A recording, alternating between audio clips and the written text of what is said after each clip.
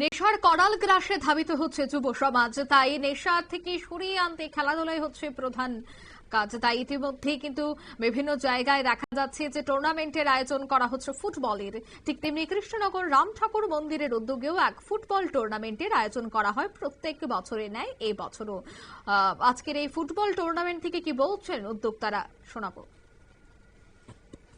করোনাকে হারিয়েছি, তো আমাদের আশা থাকবে এই ফুটবল টুর্নামেন্টের মাধ্যমে ঋষিমুখ বিধানসভার যারা যুব সমাজ আছেন, যুব সমাজ যাতে নেশার কবল থেকে সম্পূর্ণ আলাদা হয়ে লেখাপড়ার পাশাপাশি খেলাধুলায় যাতে অংশগ্রহণ করেন, সব সমাজের কাছে আমার অনুরোধ রইল।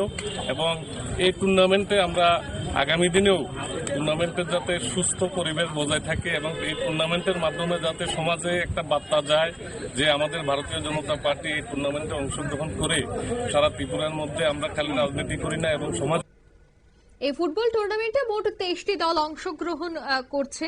তবে এই ধরনের টুর্নামেন্ট আগামী দিনেও জারি থাকবে। টুর্নামেন্টকে কেন্দ্র করে সকলের মধ্যে ব্যাপক উৎসাহ উদ্দীপনা লক্ষ্য করা যায়। নিয়ে নিচ্ছে ছোট একটি বিজ্ঞাপন বিরতি, সঙ্গে থাকুন।